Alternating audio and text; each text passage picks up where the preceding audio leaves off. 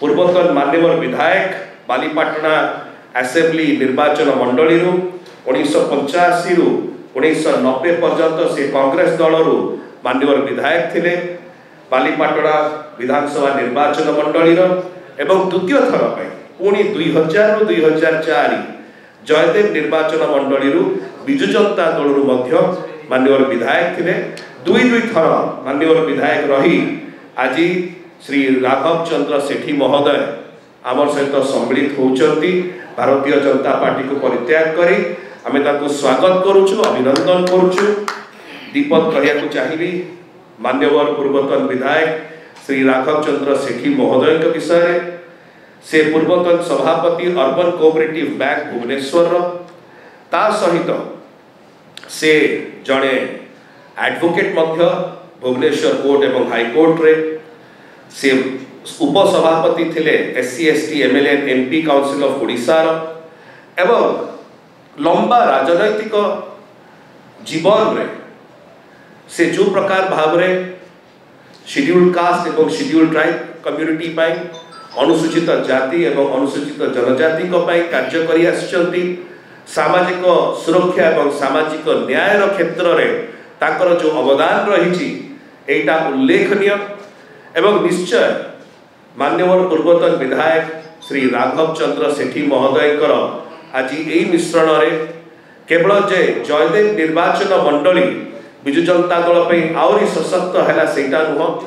समस्त भुवनेश्वर लोकसभा निर्वाचन मंडली यही मिश्रण रे आहरी सशक्त हम ताकर लंबा राजनैतिक जीवन रे ताकर जो विशेष अवदान रही ओडिशा राजनीति पाई एवं समाज सेवा पाई एवं सामाजिक विकास पाई निश्चय एटा आउरी अनुप्राणित करिवो विजु जनता दल को आगे बढ़िबा पाई गोटे दलरू भारतीय जनता पार्टी किसी समय काम कला परे मो घर को मु फेरी आसी this is my own house ये घरे up to my last breath of life मो घरे मु रही जो घरे रही जो शांति पाइबी आ कोट मिलबो नै आज आमर प्रिय नेता नवीन बाबू 140 कोटी रे गोटिए किए कहती कोटी रे गोटिए मु ताको स्वीकार करू नै मु स्वीकार करूची भारत वर्षर 140 कोटी जनसाधारण तरफ नवीन बाबू गोटिए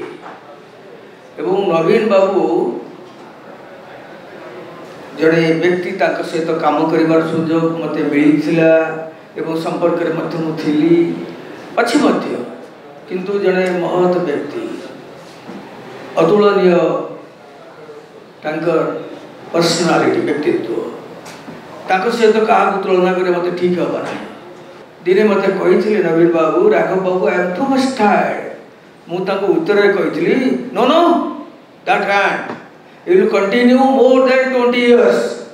सेतबले कही संतोष बाबू थे आम जो प्राइवेट सेक्रेटरी नवीन सी कहले राघव बाबू क्या बोल रहे से कहले आप 20 वर्ष पर आउर अनेक दिन काम कर ओडिशा राज्य आप जानती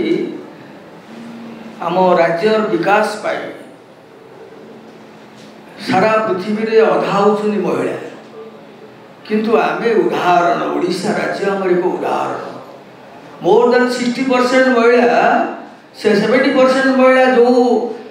आत्मसंख्या करवा जो सशक्तिकरण करवा सशक्तिकरण में मुख्य भूमिका महिला मान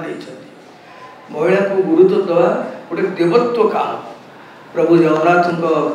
कृपारू नवीन बाबू एमती कंटिन्यू करंतु राज्यर मंगल दृष्टि राज्यर हित दृष्टि राज्यर समृद्धि दृष्टि सारा ओडिशावासी सहित अच्छा